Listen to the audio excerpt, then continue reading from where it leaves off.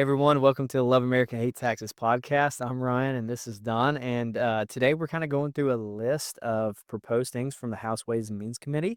This might have a big impact on you. One of the other topics that we're talking about today is the elimination of exclusion of the interest of state and local bonds. Yeah. It's a fairly big topic for some people. Well, it is. I mean, I didn't realize there was so much in potential tax savings because they're talking about like, what is it, $250 million of what we're looking at $250 over the next 10 years. So what they're referring to, Ryan, is so municipalities, state and local municipalities can offer lower interest rate bonds that are tax exempt, they're tax free. So the interest on that is tax free. So we used the illustration earlier, but let's say it's for illustration right now, 5%.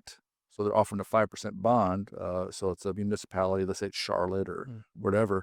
They're offering a 5%. And even though someone can go out here and buy an 8% corporate bond, they're going to gravitate, especially if they're higher income earners or retirees, which I'll talk about in a second.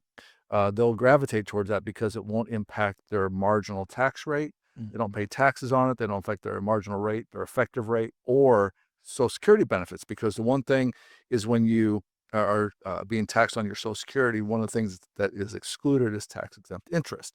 So for those retirees who've sent a bunch over into bonds for safety, those lower interest rates are now potentially going to that they're going to lose they're going to eliminate the ability to take that as tax-free, and you'll have to pay taxes on it. So ultimately, they're saying it's going to save $250 billion over the next 10 years, which is pretty substantial. And again, going back to why we're having this conversation is because as legislation is getting prepared to be presented to President Trump, these are the proposals that are coming out of the House Ways and Means Committee, and different House members that are not maybe part of the committee but are bringing proposals to create revenue to be able to offset the tax cuts that President Trump wants, which we've been talking about here in our different series. So. Gotcha. Awesome. Well, anything else around that? It's not. No, pretty straightforward. Yeah. I mean, just eliminating that if you have tax exempt bonds, if you have municipal bonds or corporate bonds, they're all going to be taxable. Wow, that'd be interesting to see how that plays out. Exactly. Guys, thanks so much for joining us. If you like our content, like and share it on whatever platform you're watching.